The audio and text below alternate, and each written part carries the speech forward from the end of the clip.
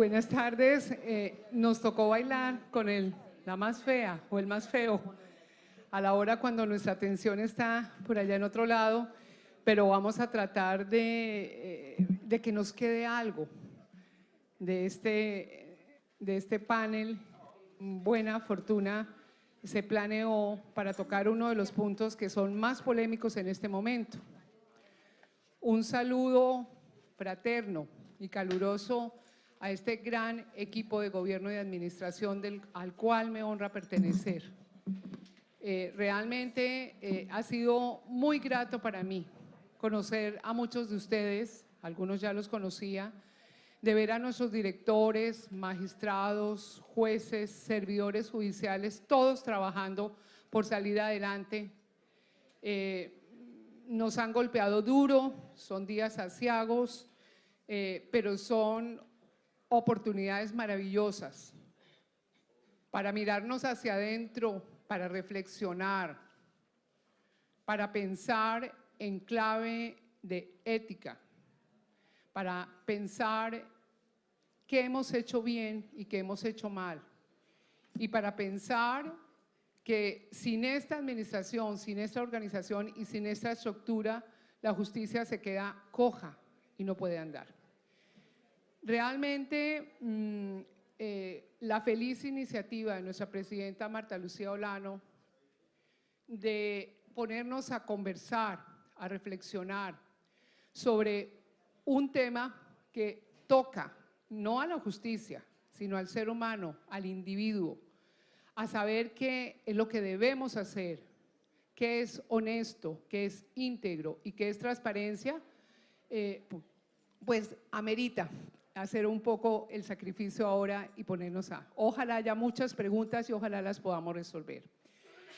Ética, del griego ético, ethos, carácter. Carácter que se define por los griegos como los hábitos, las virtudes y las costumbres. Y nuestros romanos, los latinos, definen la misma palabra, el mismo concepto carácter como mores. Mores es residencia, morada, lugar de residencia, pero también es moral. Nosotros comúnmente utilizamos ambos términos, ética y moral, como sinónimos, pero sabemos que desde el punto de vista filosófico son distintos. La ética es eminentemente teórica, formula principios y valores de lo que debemos hacer, de lo que nosotros reflexionamos, e inclusive no hay una sola opinión al respecto. Desde Kant, griegos, Levinas, Rawls, todos piensan distinto de dónde viene la ética y de dónde vienen los principios de conducta. Y por su lado, la moral, que es eminentemente práctica, no formula normas, reglas de conducta para tratar de hacer el bien y evitar el mal. ¿Y ética judicial? ¿Existe una ética judicial? Claro que sí. La justicia es la primera de las virtudes, la primera de las virtudes de las instituciones sociales. Una sociedad sin ética se destruye en sí misma, entra en decadencia si no tenemos unos conceptos comunes que nos unan. Y el juez, ese juez que dice el derecho, que dice las reglas, que dice lo que es correcto, que resarce libertades, patrimonios, nombres, pues obvio que tiene que tener la más alta exigencia desde el punto de vista ético y moral. Por eso este panel se ha concebido como la enseñanza de la ética, la formación de la ética de nuestros jueces, y no solo del juez sino del abogado. Hacer la justicia es el alma del derecho. El derecho puede ser una herramienta, pero quienes están encargados de defender esa justicia no solamente tienen que tener conocimientos jurídicos, estar formados en las mejores universidades, en las mejores escuelas y con los mejores textos, sino que tienen que ser los hombres probos. En Roma el juez era el hombre bueno, el perito del derecho. Y para ello, pues tenemos la presencia, nos honra la presencia de nuestros mejores jueces. La doctora Margarita Cabello, con una amplísima trayectoria, toda su vida dedicada a la justicia y al Ministerio Público. Además, expresidente de la Corte Suprema y ahora nuestra actual presidenta de la Comisión de Género, donde ha hecho una excelente labor. La doctora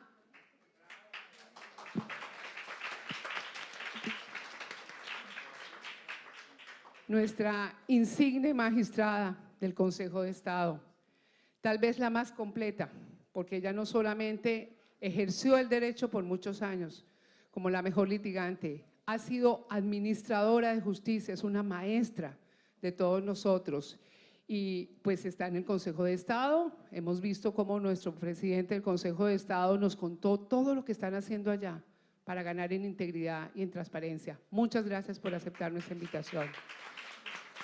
Del otro lado, el doctor Acuña. El doctor Acuña no está aquí como penalista ni está aquí como magistrado de la Corte Suprema, está porque fue decano de una facultad, de las mejores facultades de Derecho de este país y que conoce del lado de la formación, porque ese es otro de los temas. Dese en cuenta que en el acuerdo de la cumbre de Pasto, uno de los puntos que se propuso y que se discutió fue el de integrar en los pensum universitarios la enseñanza obligatoria de la ética. Ese es el tema. ¿La ética se enseña? ¿La ética se puede enseñar? ¿Se lleva consigo? ¿Cada uno tenemos nuestra propia ética? ¿Viene de la autonomía? ¿Hay reglas que se pueden crear? ¿Podemos formular códigos de ética realmente que sean compartidos por todos, que se puedan imponer y que lleven sanción moral? ¿Existe la moral pública? ¿Existe la moral judicial? ¿Existe la moral profesional del abogado en medio de todo esto que ocurre? Y además, cerrando con broche de oro, tenemos la presencia de la directora de nuestra escuela judicial. Ella va a tener mucho que contarnos sobre lo que está haciendo en materia de formación de jueces. No es que exista ahora ni a propósito de todos los escándalos que tenemos ahora, no. Lo tenemos hace muchos años y es una escuela modelo en Iberoamérica. Entonces, le doy la palabra a la doctora Margarita Cabello, por favor. Adelante. Buenas tardes ya a todas y a todos. Quiero agradecer al Consejo Superior de la Judicatura, a su presidenta, la doctora Marta Lucía, y sus compañeros de Consejo Superior por la invitación. No hay nada más angustioso para nosotros como tocar este tema de ética y qué lleva y hasta dónde va. El año pasado, cuando estuve de presidenta de la Corte Suprema de Justicia, me recibieron todos los periodistas del país en mi oficina y me dijeron, señora presidenta, estaba con el actual presidente, de quien les pido disculpas por no estar aquí, nuestro presidente, el doctor Rigoberto, tuvo un impasse médico y le evitó estar aquí, y estamos el doctor Francisco Acuña y mi persona en nombre de la Corte. Entonces me llamaron todos los periodistas y se me presentaron a mi oficina recién posesionada de presidenta de la Corte Suprema de Justicia y me mostraron las estadísticas realizadas en el país sobre las instituciones públicas y el grado de credibilidad que teníamos nosotros como rama judicial. Las estadísticas eran 81% de descrédito de la rama judicial. Marzo de 2016. Nos sentamos a conversar con ellos, el vicepresidente y mi persona, y nos quedamos aterrados de ver, porque era una estadística tomada con encuestas hacia la ciudadanía. La preocupación era grandísima, lógicamente, porque que la ciudadanía, nuestros directos objetivos, nuestros directos usuarios y a quien no les debemos, opinaba que el 85% de la ciudadanía opinaba eso de la rama judicial, era angustiante. Nos dedicamos entonces a trabajar de esa primera manera con todo el sector justicia del país. el Consejo Superior estuvo con nosotros, se nos acercaron los gremios, los colegios de jueces y fiscales, los sindicatos, Consejo de Estado, y nos reunimos a pensar qué había que hacer. En esa reunión decidimos que sí había algo que resolver y que sí habían problemas judiciales. Empezamos a viajar por todo el país, recorrimos todo el país para ver las causas de esa problemática.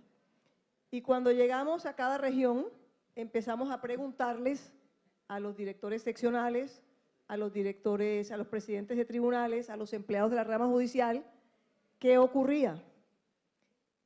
Descubrimos que la rama judicial era un sector humano entregado completamente a su misión y a su función judicial. Pero cuando preguntábamos al otro lado, al ciudadano, el ciudadano decía, la justicia no funciona y no me sirve. Descubrimos varias cosas entonces. Una, ¿qué pasa con el ciudadano? Y encontramos que el ciudadano es un angustioso ser social en lo que tiene que ver con la justicia. El ciudadano empieza con un problema que necesita ser resuelto y trata de resolverlo amigablemente primero, cualquier tipo de conflicto.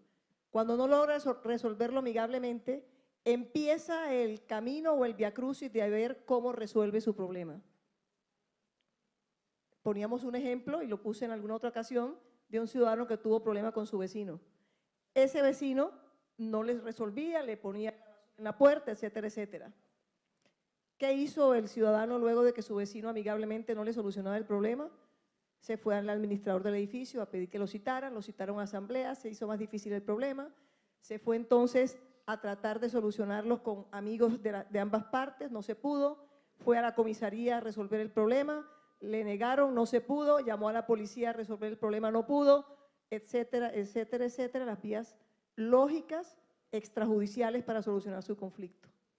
Desesperado de su problema, por fin va a buscar un abogado y a solucionarlo, y llega a la rama judicial.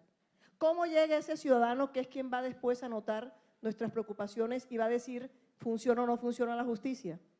Angustiado y desesperado, ante una rama judicial que, como bien lo hemos dicho en el día de hoy, en el día de ayer, tiene toda la intención, yo tengo fe que es así a pesar de los lugares negros que podrían existir, angustiado a la rama judicial a que les resuelvan, pero que tiene que tener un turno para el reparto, un turno para que llegue, un turno para la admisión, un turno para la audiencia, un turno para la decisión. Miren el ciudadano. Y seguimos mirando en este trasegar del año pasado al juez. Y encontramos a un juez entregado completamente, mis jueces, porque yo soy juez, en donde yo digo que no son los empleados de una empresa cualquiera, sino son unos funcionarios, unos seres humanos con un estilo de vida especial. El juez no es un trabajador, porque el juez no tiene las funciones y los beneficios de un trabajador normal. El juez tiene un estilo de vida cuando acepta entrar a trabajar en la rama judicial. No tiene días ni noches, no tiene convivencias naturales, no tiene la tranquilidad de poder acercarse con sus amigos porque hay corrupción o le van a vender un caso.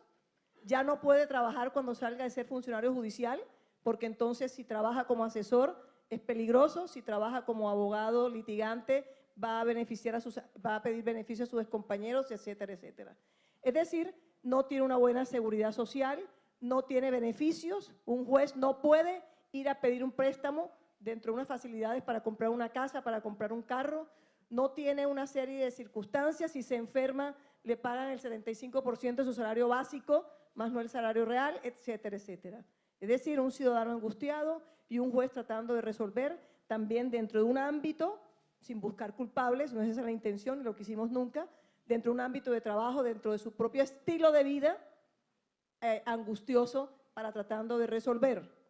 Y miramos el otro lado, la sociedad. ¿Qué pasa con la sociedad?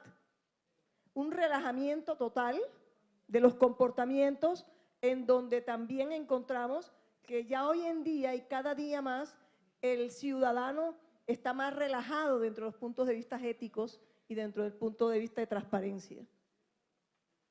Entonces, un relajamiento en donde si bien los comportamientos éticos que vienen, en mi entender, de cuna, que son los comportamientos sociales propios y aceptados por la sociedad y que nos exigen una fuerza mayor, una relevancia a ese comportamiento cuando estamos ejerciendo una función pública, porque tenemos que llevarlos a esa función pública. Un comportamiento social entonces relajado ayuda también a la situación actual, entre comillas, de crisis, porque todavía si leemos desde la época de los griegos ya habían problemas de corrupción y de angustia ética. Entonces, ante ese panorama, tenemos que empezar a manejar ciertas estructuras y ciertas determinaciones fuertes para volver al carril adecuado. Pero volver al carril adecuado se necesita que la orquesta funcione para que la música suene bien. Y la orquesta tiene que funcionar con todos sus músicos. Y me refiero a las orquestas de mi época, en donde decían mis padres que las buenas orquestas tenían que practicar mucho para que todos los instrumentos pudieran sonar acordes. Hoy lo digo que no es igual porque hoy con las cosas electrónicas juntan todo y ya no lo entiendo mucho. Pero me refiero a las orquestas de mi época en donde la música tenía que llenarnos de felicidad. La música para nosotros es la justicia y la orquesta es el andamiaje completo del sistema judicial. Si no miramos hacia ese lado, con esa visión ética, no saldríamos de esto nunca. Eso es fundamental. Entonces, transparencia, que es la palabra de moda. Transparencia, un valor ético, indudablemente. Tenemos que entonces tener en cuenta que el cuadro es claro. Transparencia, valor ético en la mitad. Yo insisto en que yo podría decir que uno de mis compañeros más sinvergüenzas, para los costeños sinvergüenza no es solo corrupción, sino más sinvergüenza en clases de ética, que las había en su momento en aquellos colegios, siempre sacó 5. Y vaya que era sinvergüenza, mi amigo. Entonces, el tema tiene sus bemoles. Pero lo que me refiero es que si tenemos en la mente el cuadro, transparencia en el centro, valor ético, que tiene que estar ayudado con 4 grandes focos reflectores, control social. Pero ojo, ¿cuál control social? Y ahí entre paréntesis, pero en mayúscula, en negrilla, y subrayemos con rojo, medios de comunicación, sociedad de la informática, sociedad del conocimiento. Que a ellos también dentro del sistema, dentro de la orquesta, tenemos que manejarlo como equipo, ¿no es cierto? Entonces, control social es nuestra auditoría, control social, 81%. Igualmente, ética pública y entre paréntesis en rojo, corrupción. ¿Pero qué es corrupción? Porque es que la famosa frase de que la corrupción reducida a sus mínimas expresiones es una muestra exacta del relajamiento social que nos ha ido llevando de esta manera a lo que estamos hoy.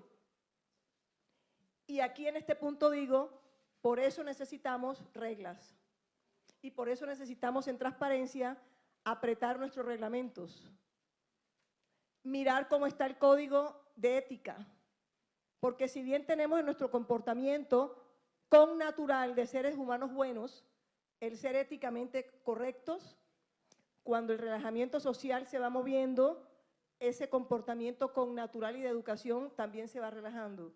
Y entonces vamos aceptando comportamientos más amplios y cuando vamos a ver, estamos asustados de a dónde llegamos nosotros, tan morales y tan éticos, aceptando cosas que realmente no debíamos haber aceptado. Eso implica entonces en que necesitamos reglas, aunque seamos por naturaleza buenos, reglas para que nos ayuden a los límites y a los controles. Y por eso estamos hablando de modificar reglamentos, de hacer una serie de correcciones para salir adelante y retomar el rumbo y volver por buen camino, porque las crisis no son más que momentos perfectos y especiales para solucionar los problemas y retomar los caminos. Ética, y tenemos también ese cuadrito imaginario de transparencia que tener en cuenta 2 cosas adicionales. Información al público, entreguemos todo, demos todo para generar confianza y rendición de cuentas. Si hacemos ese juego en estructura total y ponemos a la orquesta, ejecutivo, legislativo, entidades, a que funcionen bien, yo creo que retomaríamos el camino. obligatoriamente retomaríamos el camino y saldríamos bien librados de esto. Y cierro con esto. Luego de hacer todo ese recorrido y solucionar muchísimas cosas, la doctora Gloria es testigo de todo lo que hicimos, llegamos a la conclusión que hay que hacer reformas, que nosotros somos los que debemos hacer las reformas, porque nosotros somos los ciudadanos encargados de regular los comportamientos sociales a través de nuestras decisiones y por lo tanto los encargados de autorregularnos como jueces y hombres de bien. Segundo, llegamos a la conclusión de que nosotros mismos somos responsables de la situación porque no hablamos de lo que hacemos. Señores, en el año 2016 eran 2.800.000 providencias producidas por 5.500 jueces del país que somos, entre magistrados y jueces. Divídanme eso, ya yo no me acuerdo de dividir, hacerlo, pero divídanme para que me digan cuántas providencias produjo un juez. Y díganme si es cierto o no que un juez en las 8 horas de trabajo no puede hacer lo que hace. Estilo de vida. Nosotros aceptamos un estilo de vida. Estamos listos a una investigación con una universidad que estamos haciendo. El 50% de las mujeres de la rama judicial son divorciadas. Y hablo de mujeres porque quise averiguar eso primero. Pero otro tanto debe haber en los hombres. 518 providencias por juez. Imagínense ustedes. Entonces es un trabajo conjunto, pero un trabajo conjunto que necesita de nosotros, porque nosotros nos olvidamos de nuestro estilo de vida y no queremos defendernos ante la sociedad. Mostremos lo que hagamos, dignifiquemos nuestra posición, empoderemos a los jueces de los distritos, apretemos los reglamentos. Es que el reglamento de las cortes y el reglamento de los tribunales es el modo de comportamiento de nuestras organizaciones. Hay que apretarlo, lo apretemos, porque ya nos dimos cuenta que la ética se nos puso relajada. Y olvídense de calificarla, porque calificando la ética con 5, con 4, con 3, no vamos a mejorar al ser humano. No hay que hacer nada. Y sin querer vanagloriarme de lo que trabajamos el año pasado y que hoy, junto con las otras corporaciones, estamos trabajando, les puedo decir que en octubre, para esta época del año pasado, la encuesta realizada que me la envió el director del Colombiano, manejando este tipo de cosas que les estoy contando, el descrédito de la rama judicial descendió al 53%. No voy a decir hoy en cuánto está, no quiero decirlo. Pero lo logramos en 8 meses trabajando en conjunto todos los miembros de la rama. Entonces, somos por naturaleza seres humanos buenos. Adoramos lo que hacemos como funcionarios judiciales porque aceptamos cambiar nuestra vida para tener el estilo del juez, el estilo de vida del juez. Y por lo tanto, conscientes como estamos de que los comportamientos se relajaron, es la oportunidad para que demos el paso atrás, organicemos nuestras reglamentaciones y demos muestra al país de que somos capaces de enfrentar unas pocas situaciones que son las que nos hacen ver como los peligrosos. Eso originó, y ahora sí termino, no hay nada peor que uno diga que va a terminar. Se acuerda de todo. Y entonces quiero decirles que la Corte Suprema de Justicia, no de ahora y por lo de ahora, sino desde hace 3 años, comenzó con una serie de análisis preocupados, y en esto con el Consejo de Estado y con el Consejo Superior lo hemos pensado mucho. Desde hace 3 años pensamos en una serie de actuaciones propias para mejorar la situación de la rama judicial en el país. Cambiando reglamentos donde se incluye una comisión de ética para que esté pendiente, necesidad de una oficina de prensa para solucionar los problemas mediáticos y de prensa. La Sala de Casación Civil por 3ª vez ha sido catalogada en ICONTEC por calidad. Manejamos medio ambiente, tenemos trabajo social con la recolección de tapas, tenemos diálogo judicial, es decir, hay tanto que mostrar y tampoco que los medios quieren hacer ver. Pero si nosotros no asumimos, nadie más lo hará por nosotros. Muchas gracias. Gracias, doctora Margarita. Tenemos entonces que desde el punto de vista de formación, normas sí, reglas para saber cómo nos debemos comportar y mirarnos hacia adentro y hacer cosas y contarle a los ciudadanos qué es lo que hacemos, qué es lo que es ese trabajo sacrificado. Doctora Sandra, ¿usted qué opina? ¿La ética se enseña? La ética es como un baloto positivo. Es el mejor instrumento como principio, como virtud que conduce a la confianza. Hoy hablaron de plata aquí, dijeron que el gobierno nos trasladó recursos y se asustaron. No, yo no me asusté. ¿Saben por qué? Porque tengo confianza y sé que nadie me va a sacar la platica de mi cuenta de ahorros. Tengo confianza, no salgo corriendo, me pagaron y la voy a sacar porque ese banco me va a responder. No. Dígame, ¿quién tiene de ustedes desconfianza en el banco en que ustedes tienen su dinero? No están preocupados. Entonces, si eso está ocurriendo, tenemos el mejor instrumento para que ganemos la confianza entre nosotros mismos como gestores de decisiones justas, atendiendo el sistema normativo de nuestro país, como de la confianza que ganemos en el usuario, en el ciudadano, en el habitante, en el mundo. Estamos muy preocupados y con toda la razón. Y me siento orgullosa de estar sentada aquí y gracias por la invitación, porque estamos en familia. Y cuando estamos en familia es cuando nos podemos decir que no me gusta tuyo o que, ¿sí? Con tranquilidad. El anterior panel nos mostró miradas, puntos de vista.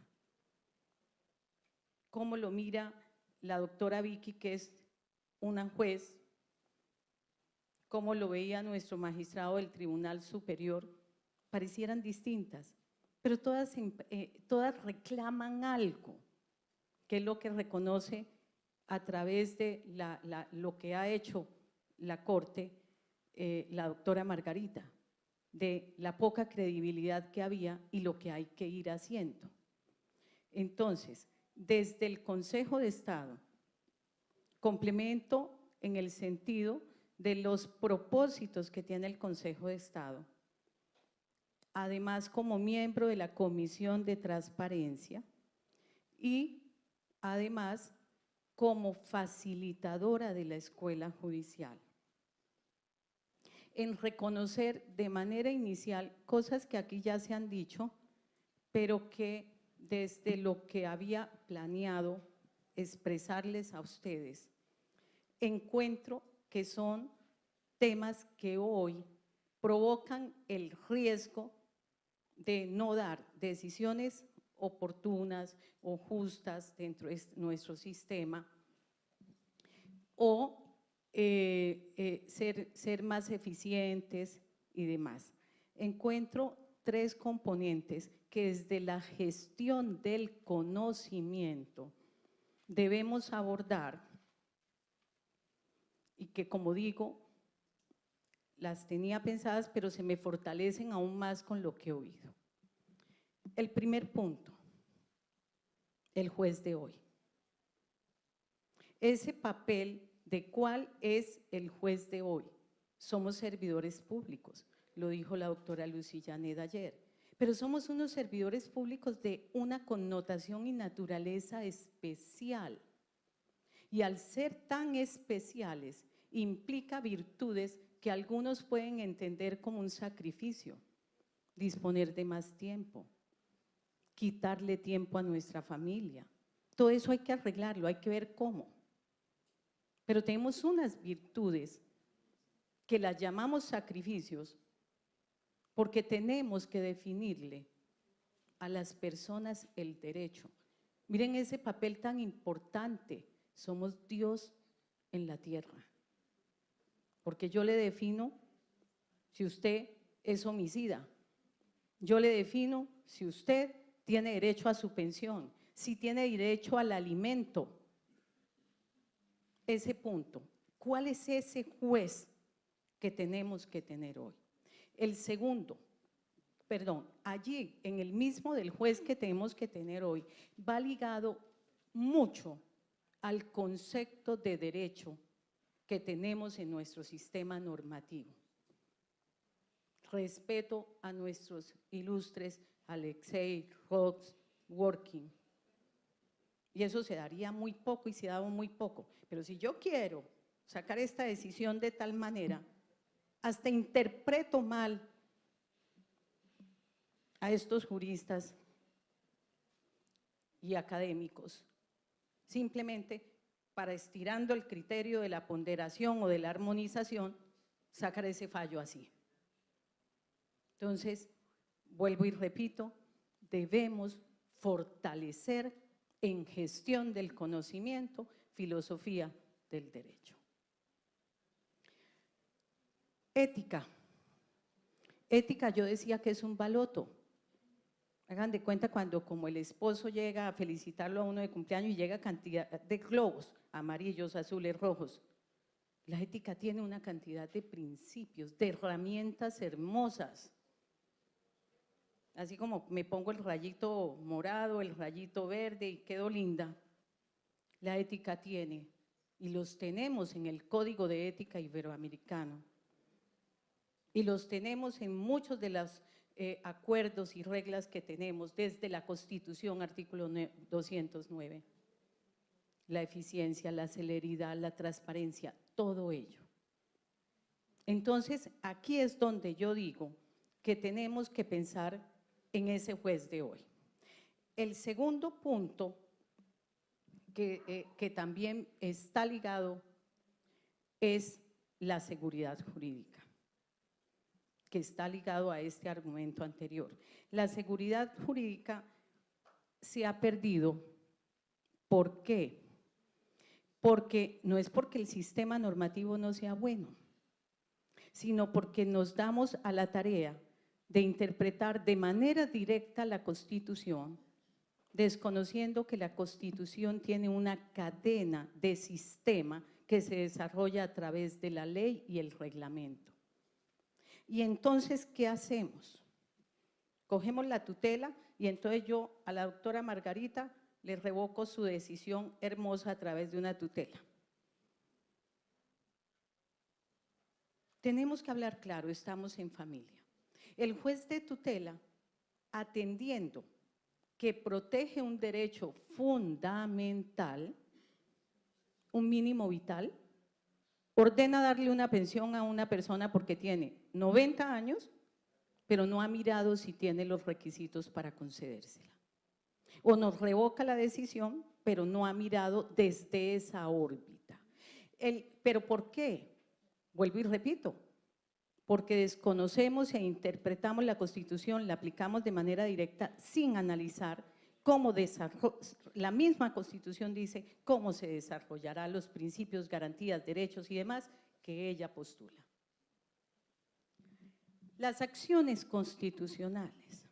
Entonces yo, un juez popular, anulo un contrato de obra pública grandísimo, sin haber analizado ningún contexto. ¿Por qué? Porque una norma decía que yo, juez popular, puedo proteger el derecho colectivo. Y es un charquito que hay que atravesar porque el señor que está construyendo la obra puso la máquina y no se dio cuenta que el chorrito de agua se baja hacia acá. Y el juez lo único que ve es que se le viola un derecho colectivo al ciudadano. La seguridad, porque salta, se puede infectar, en lugar de analizar cómo es el desarrollo de la situación. Y esas acciones constitucionales creadas que son muy positivas, cumplimiento, grupo, popular, todo, son positivas. Pero ya estrenamos, ya la estrenamos, ya lo hicimos. Como dice la doctora Margarita, hay que empezar a mirar las cosas bien. Sería del caso seguir hablando de lo que yo he detectado, pero más bien, como el tiempo es corto, hay otras ideas. Yo lo que quiero proponer en el módulo de gestión de conocimiento, articulado desde el Consejo de Estado y como facilitadora y miembro de la Comisión de Transparencia, ¿por qué no construimos entre todos una caja de herramientas? Una caja de herramienta pedagógica de la aplicación que nos conduzca a una ética judicial. Y tenemos todos los elementos. ¿Y cómo sería? Lógicamente, si ya aquí hemos detectado a nivel de esta comunidad, tanto el juez como quienes nos ayudan a ser jueces, nos mantienen todo, Consejo Superior, parte administrativa y demás, están la parte económica, la administrativa, estamos todos. ¿Cuáles serían esos módulos que son documentos guía con ejercicios serios que, puestos en manos y socializados tanto del área administrativa como del área judicial, le den insumos e instrumentos al operador administrativo, al juez, en momentos en que requiere porque esté confundido? O dos, alineamos las reglas. Entonces sería el módulo, por un ejemplo, el módulo de rendición de cuentas. Ese módulo de rendición de cuentas, ¿qué tiene? Pues tiene que tener orientaciones frente a la planeación, frente al plan indicativo de gestión, frente a los indicadores, los resultados, toda esa parte de la planeación que permite tener objetivos claros. Un ejemplo, a mí me llegó una descongestión ahorita, qué bueno, maravilloso, y nos estamos criticando positivamente. Y mi presidente de sección me dijo que tenemos que mandar los compromisos que vamos a cumplir con esa descongestión. Le digo yo, ¿y acaso los indicadores no deben ser antes? ¿Sí? Entonces queda al arbitrio de nosotros decir, yo más bien voy a sacar 3 sentencias. No, tenemos que ir en conjunto, reglas claras. El segundo, el de la seguridad jurídica, el módulo, pues se llamará de otra manera, como lo considere el área. Allí tendríamos el concepto de derecho. Allí tendríamos el de tutelas, pero ya en el entorno nuevo. Tendríamos también lo que tiene que ver con las normas, la aplicación, la interpretación de ellas. Habría otro módulo que yo llamaría mucho, lo llamo situaciones administrativas, pero comprendes todo esto que estaban hablando ahorita. Yo voy a nombrar a alguien y resulta, es un encargo, es una provisionalidad, es ¿cómo reemplazo una licencia? Cosas que ignoramos y traen. También, por ejemplo, la articulación con la administración. Nosotros, los operadores, los nominadores, debemos articular más con la administración, porque ni se enteran. ¿Sí? Y ahorita, por ejemplo, sé que tienen un trabajo grandísimo, porque todos hicimos una escalera para, con la descongestión, promover la gente buena y dar un chance. Imagínense cuánto trabajo no le produce eso para la nómina. Lo otro es el de la vigilancia judicial, entendida como gestión, más que sancionadora. Para eso están todas las normas de sanción, pero la vigilancia judicial como gestión, o como decir las auditorías hoy son más de gestión y ya, si no, hágale. Y finalmente un módulo muy importante, yo lo llamo módulos, podrían haber, ese sería el papel de la comunicación, es nuestra relación con el ciudadano. Sería muy bueno que así como hemos entrado en diálogos judiciales, cultura de legalidad, haya un mecanismo de sentarnos a socializar nuestras decisiones con la academia, con las universidades, con los colegios de abogados. Que es que la interpretación judicial, que es autonomía mía, pero por Dios, es que tenemos que escuchar al otro, no en el espacio del proceso. ¿Por qué? Porque allí usted no me puede venir no me debo dejar intimidar de ello. Ruego me disculpen por haber tomado este tiempo de más, pero me parece hay ejercicios ya válidos de cajas de herramientas, como el desarrollado hace 18 años por el Distrito Especial de Bogotá, y que dio origen a la novela o como al programa de Francisco el Matemático. Lo que sirvió de base para hacer un reconocimiento de los problemas que afectaban la educación en un niño, se convirtió en eso para poderlo transmitir y socializar, después de haber hecho toda una investigación que permitió evidenciar lo que debíamos hacer. Es esa la propuesta que yo hago en el día de hoy. Muchas gracias. Poco a poco vamos armando y organizando la orquesta. Poco a poco vemos cómo no solamente vamos a tener reglas precisas, a reformar si hay que reformarlas, sino que también nos vamos a dotar de una caja de herramientas educativa, obviamente sintonizada con lo que debe ser la educación para la ética. Doctora Acuña, lo escuchamos.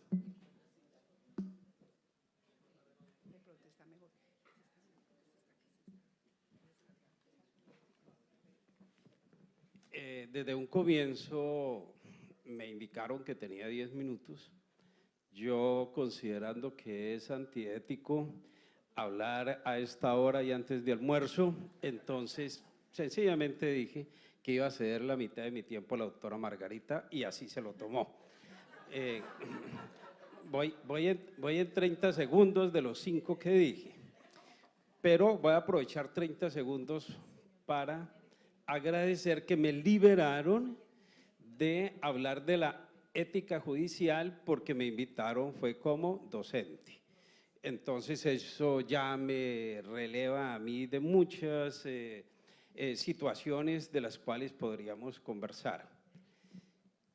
Tercero, antes de expresar, pues yo no estoy completamente de acuerdo en que la ética debe estar en códigos, ¿sí? Porque yo considero que eso es una autorregulación. Cuando uno se autorregula no necesita códigos externos que lo regulen, ¿cierto? Ya cuando uno no es capaz, entonces le imponen un código, una autoridad, un policía y todo lo que quiera, ¿cierto? Pero la ética no la veo en ese nivel. Segundo, pues yo no considero tampoco que sea una práctica especial para llegar a una ética judicial, ¿sí? Yo considero que, y ya entrando a los 3 minutos que me quedan, desde los albores de la humanidad se habla de ética y de ethos, ¿sí? Y lo primero, como bien nos lo dijo nuestra doctora moderadora, pues es la morada, ¿sí? Ethos era la morada, ¿cierto? Después ya es que pasa a convertirse en hábito, ¿sí? Y hábito para que se construya un buen ciudadano, ¿sí? Ciudadano, ciudad, entonces morada, hábitos, ciudad, ciudadano. Pero para eso entonces entro al campo que me invitaron. Pues, ¿cómo se construye un buen ciudadano? Un ciudadano se construye a partir de la educación, ¿sí? Y la educación es un ideal, ¿sí? Es un ideal. Quiero que formar a tal ser en tal nivel, buen ciudadano, buen profesional, buen médico, buen abogado, bueno, lo que sea, es un ideal. Debajo de ese ideal hay unas prácticas, ¿sí? Llaman métodos didácticos, llaman formas de transmitir, bueno, sí, didácticas y métodos y prácticas educativas. Entonces, tenemos nosotros una situación en que hay un relajamiento desde no solo la familia, que es la morada, ¿cierto?, sino que es desde un segundo nivel, que es la educación, la escuela, la universidad. Porque no es educación enseñar a repetir los autores que nos dijo nuestra doctora, ¿cierto? ¿Sí? Dworkin, Harris, y esta mañana escuché por allá a Hullman y escuché a, bueno, otros, sí, eso es interesante, y yo como profesor me encantan esos clásicos, pero eso no es educación, ¿sí? Eso es un método didáctico para llegar a, ¿cierto? Bien, entonces, no es ético, como la ética es una práctica, ¿sí? Por eso voy en contra de la ética como norma. Sí, acepto también el argumento de que me seduzcan, ¿cierto? Me seduzca a aceptarlo como norma, ¿cierto? Aquí cometí un comportamiento ético inadecuado, que no fue apagar el celular, y entonces me están molestando con una llamada. Entonces, esa práctica, ya solucionado, esa práctica muestra que el maestro o el educador que acepta la copia de un examen, eso ya es un ejemplo de lo que no es ético. Ese educador que coloca una nota diferenciada por un favor sexual o por lo que sea, ese maestro no es ético y está mandando un mensaje en su práctica errado. ¿Sí? Entonces, tenemos graves fallas en la práctica porque estamos mostrando allí en la educación valores que no corresponden para una sociedad que debe tener un comportamiento ético según, bueno, esa ya es otra discusión, según el parámetro que tomemos. Entonces, allá, ¿sí? El profesor de Derecho Penal de una universidad que le diga al estudiante que los procesos se ganan es invitando a los jueces o a los magistrados, o lo que quiera, a una parranda, y va y lo invita a donde están jueces y magistrados en una parranda para que hablen de sus negocios. ¡Ah, carambas! Eso no es ético. Después, ¿qué es lo que vamos a recibir? A ese profesional allá practicando lo mismo, ¿sí? Entonces, ahí yo veo que estamos en un error en la práctica hacia una ética. Por eso es que me gusta el nombre, la formación en ética, ¿sí? No la formación ética, sino la formación en ética, para que muestre la práctica. Bien, ya se me acabó el tiempo. El caso del derecho, el derecho, la misión del derecho es muy humilde, ¿sí? Es muy humilde, ¿sí? No es esa gran ética del perdón, ¿sí? Eso es mucha más grande, ¿sí? Es muy humilde. Reconocer al otro, eso es todo, ¿sí? Que tiene derechos, que es diverso, que es. Entonces, es una ética de mínimos, ¿sí? Y ahí es donde está la razón de ser de nuestra profesión, ¿sí? Pues en todo sentido, ¿sí? Como litigantes, como servidores públicos, como docentes, bueno, todo, ¿cierto? Ahí es una ética de mínimos, ¿sí? Pero mire, ese mínimo, que es lo que ustedes dijeron, ¿sí? Respeto a los derechos fundamentales del otro, la diversidad, ¿sí? Entonces, ahí voy ya cerrando el ámbito en el cual fui invitado. Creo que necesitamos necesariamente, ¿sí? Ir hacia las universidades, que es lo más cerca que tenemos, a las carreras de derecho, mirar, observar el programa, la práctica, ¿sí? Eso nos interesa mucho, para poder sacar una generación en donde podamos decir con tranquilidad de que estamos en un ejercicio dentro de la ética. ¿Sí? Muchas gracias, creo que he cumplido. La doctora Sandra tiene una última herramienta que quiere comentarles antes de darle la palabra a nuestra directora. Más que una herramienta, es que, como dijo la profesora de Pensilvania, hay las costumbres sociales, están las normas. Nosotros vamos adquiriendo costumbres por pena. Quiero ponerles el ejemplo que escuché en ética empresarial. Se desarrolla un ejemplo para que cada cual diga cómo lo solucionaría. El ejemplo en la vida real fue solucionado de la siguiente manera. Una gran empresa, su gerente de suministros se aprovecha. Eso es corrupción, ¿no? Y pues aumenta su patrimonio con el porcentaje que cobra a los contratistas grandes que les suministran los bienes y servicios. Una multinacional muy grande es un caso de la vida real. Se reúne la junta directiva y dice, hombre, lleva 20 años con nosotros, vamos a sacar esto, una bomba, nos puede perjudicar la imagen. Para no alargarles el cuento, ¿qué hacen?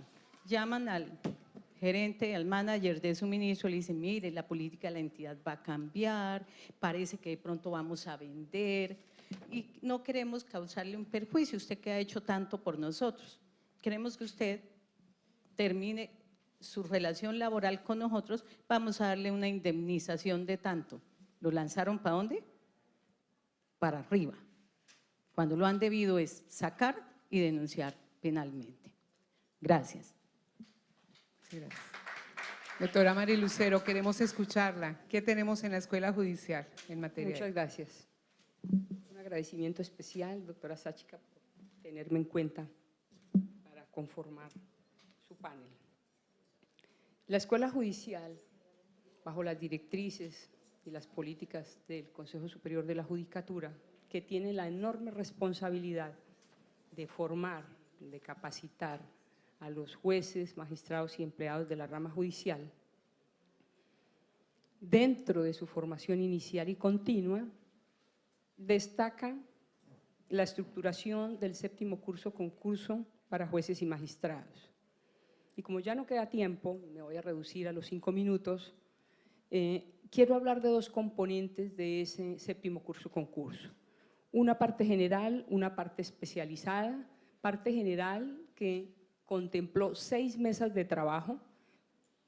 Precisamente la primera mesa de trabajo tuvo como tema prioritario la ética judicial. La ética judicial entendida como la socialización de principios y valores, la conciencia y los derechos, la moralidad, los deberes de los servidores judiciales. Construimos también unas herramientas pedagógicas usadas por nuestros formadores y es un módulo sobre ética judicial elaborado por el profesor Rodolfo Vigó, que entiendo que es conferencista también en este evento, cuya adenda la realizó un magistrado del Tribunal Contencioso del Huila, que es el doctor Enrique Duzán, que lo tituló Ética para jueces y juezas de la República.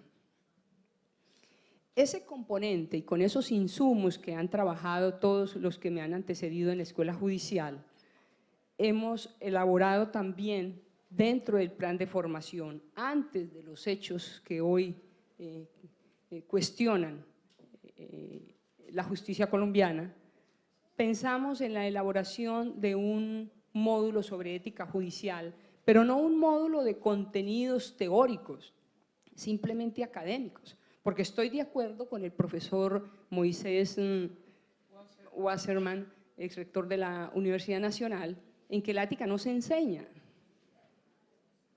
La ética es una cuestión de comportamiento, es una cuestión actitudinal.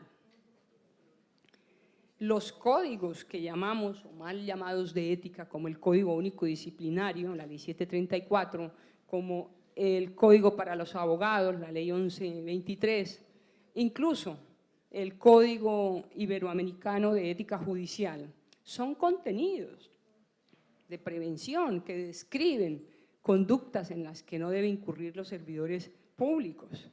Pero la ética va más allá de los códigos, de las normas. La ética es una profundización, una interiorización de los valores y principios. Y esos valores y principios los encontramos en la Constitución política nuestra y en los demás códigos que acabo de mencionar. Ahí están los 13 principios que consagra la Constitución política de Colombia, como la moralidad, la participación, la celeridad, la eficacia, la publicidad. Son valores que precisamente están contenidos en esos códigos disciplinarios. La ética es un asunto, como decía alguien que me antecedió, de humanidad. Decía la doctora Victoria alguna vez en una de esas mesas arduas de trabajo del 7º curso concurso, y la quiero mencionar aquí, decía: el juez es una providencia divina. Tal vez a ningún funcionario, a ningún servidor público se le exige más como al juez. Y lo decía ayer el fiscal general y nuestro presidente del Consejo de Estado. El poder del Estado es el poder judicial. El poder del Estado está en ese fin esencial del Estado social de derecho, que es la administración de justicia. Y nosotros, la gran mayoría que estamos aquí, que no somos precisamente jueces, somos un insumo importante en la gestión eficaz, eficiente de las decisiones judiciales, de ese servicio tan añorado por los ciudadanos como es una pronta, célere y proba administración de justicia.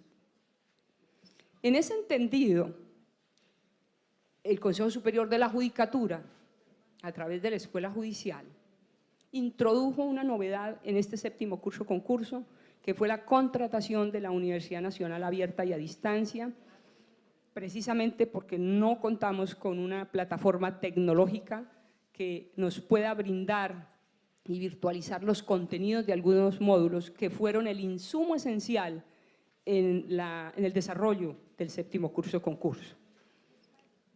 En esa aula virtual existe un software que se llama el SMOUL para identificación de reconocimiento facial y también uno biométrico para las huellas digitales. Ese reconocimiento facial, que es tal vez el componente más costoso dentro de la plataforma tecnológica de la Universidad Nacional Abierta y a Distancia, precisamente fue para ponerle transparencia, rigurosidad al desarrollo de las presentaciones y las evaluaciones por parte de los discentes. Diciendo también que nuestros formadores, que son la columna vertebral de la formación judicial, pusieron todo su empeño para que este curso concurso que está finiquitando, pues llegue a buen puerto. Muchas gracias, doctora Mari Lucero. Lamentablemente nos acaban de avisar, tenemos acá la dictadura del tiempo de esta transmisión y yo solamente quiero cerrar con algo que es como un resumen de dos posiciones y de dos visiones distintas. Aristóteles, al definir qué es la ética, la ciencia de la ética, dijo lo siguiente: no estudiamos ética para saber qué es la virtud, sino para aprender a hacernos virtuosos y buenos. De otra manera, sería un estudio totalmente inútil. Muchísimas gracias.